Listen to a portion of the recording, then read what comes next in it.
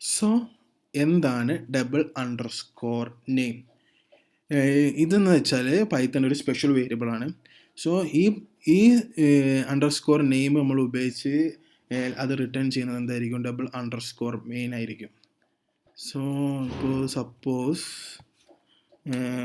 ഇതിൻ്റെ കൂടുതൽ വ്യക്തമായി അറിയാൻ ഞാനിത് കമൻറ്റ് ചെയ്ത് ജസ്റ്റ് എന്തൊക്കെ പ്രിൻ്റ് ചെയ്യുന്നു. ഒരു എഫ് സ്ട്രിങ് വെച്ചിട്ട് this is first module, then ആ മൊഡ്യൂളിൻ്റെ നെയിം എന്താക്കി ഞാൻ ഡബിൾ അണ്ടർസ്കോർ നെയിം കൊടുത്തു.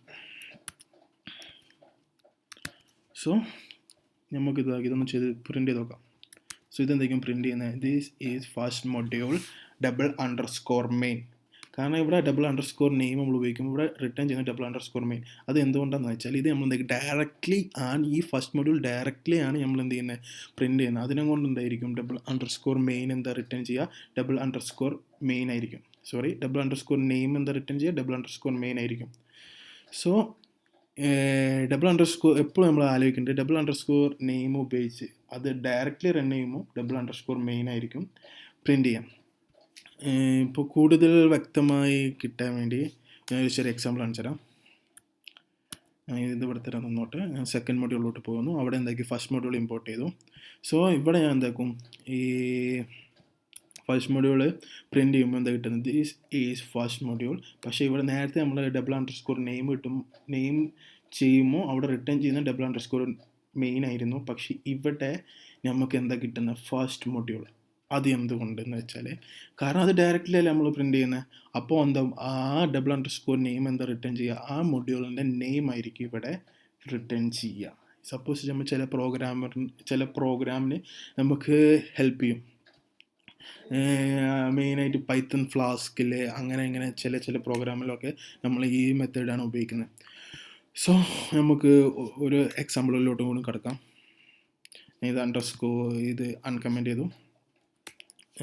ദെൻ ഇവിടെ എന്താണ് ഇപ്പോൾ ഈ this double underscore name is equal to main ആണെങ്കിൽ ഈ മെയിൻ മെത്തേഡ് പ്രിൻ്റ് ചെയ്യും. Else what we will print undirect. Spelling എന്തോ മിസ്റ്റേക്ക് ഉണ്ട്, ബട്ട് നോ പ്രോബ്ലം.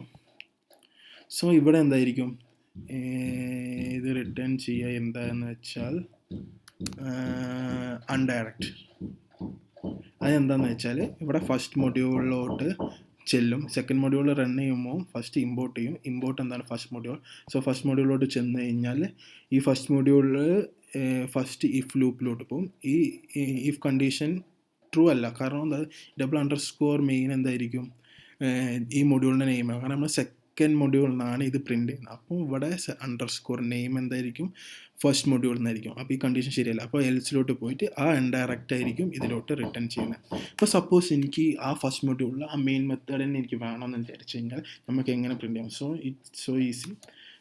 ജസ്റ്റ് ആ ഫസ്റ്റ് മൊഡ്യൂൾ എടുക്കുക, എന്നിട്ട് ജസ്റ്റ് മെയിൻ മെത്തേഡ് കോൾ ചെയ്ത് കഴിഞ്ഞാൽ എന്തായി? ആ ഫസ്റ്റ് മൊഡ്യൂൾ മെയിൻ മെത്തേഡ് നമുക്ക് എന്തായി ഇവിടെ കിട്ടും.